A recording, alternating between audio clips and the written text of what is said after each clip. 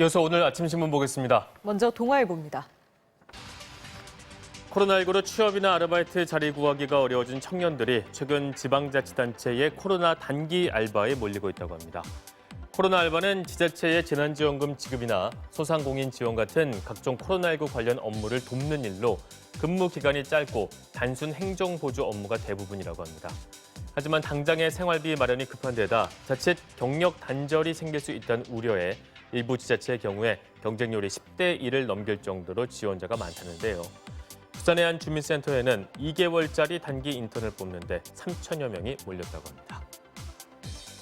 신문은 코로나19 사태로 1학기 내내 온라인 강의를 하는 대학이 늘면서 서울 주요 대학가 상권이 초토화되고 있다고 보도했습니다. 신문에 따르면 이화여대 인근 상권에서는 매출이 아예 발생하지 않는 곳이 잇따르고 있다고 합니다. 외국인 관광객 감소로 가뜩이나 타격이 큰데 대학 캠퍼스까지 수개월 동안 비게 되면서 하루 매출이 0원인 가게가 속출하고 있다는데요. 이 때문에 무권리금을 내걸고 임대에 나서는 상가가 늘고 있다고 합니다. 코로나19 사태로 사회적 거리 두기가 일상화되면서 주말에는 종일, 평일엔 밤늦게까지 OTT, 온라인 동영상 스트리밍 서비스에 의존하는 이른바 넷플릭스 페인이 늘고 있다고 합니다. 신문에 따르면 넷플릭스 페이는 남녀노소를 가리지 않는다고 합니다. 휴게와 학원 휴업으로 집에서 보내는 시간이 많아진 10대부터 저녁 약속이 부쩍 줄어든 20대에서 50대 직장인, 자녀를 대신해 손주를 돌보는 60대까지 시청자가 급증하고 있다는데요.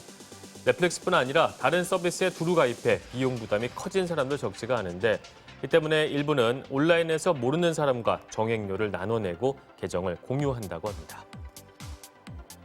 우유가 운다. 코로나19 사태로 낙농가와 우유업계가 직격탄을 맞았다는 내용입니다. 저출산 등으로 우유 소비가 줄어든 데다 올해 들어 3차례 개학이 연기되면서 학교 우유급식마저 완전히 중단됐기 때문이라는데요.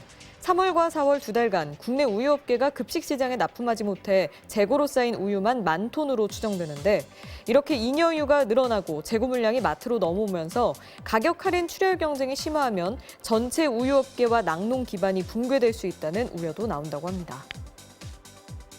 일상 물건 속 코로나 바이러스 생존 시간 얼마나 될까요? 미국 국립보건원 연구에 따르면 택배 상자에는 바이러스가 24시간까지 살아남는다고 합니다. 배달원이 무증상 감염자일 경우 이론상으로는 그 사람이 맨손으로 만진 택배 상자에 바이러스가 묻고 그것이 내 손으로 옮겨올 수도 있는 건데요. 하지만 바이러스가 생존해 있다고 모두 전염력을 갖는 것은 아니라고 합니다. 그렇다면 버스나 지하철 손잡이는 어떨까요? 신문에 따르면 이것도 감염력을 얼마나 갖는지 알 수 없지만 플라스틱 손잡이에서 코로나 바이러스는 최대 72시간 생존할 수 있고요.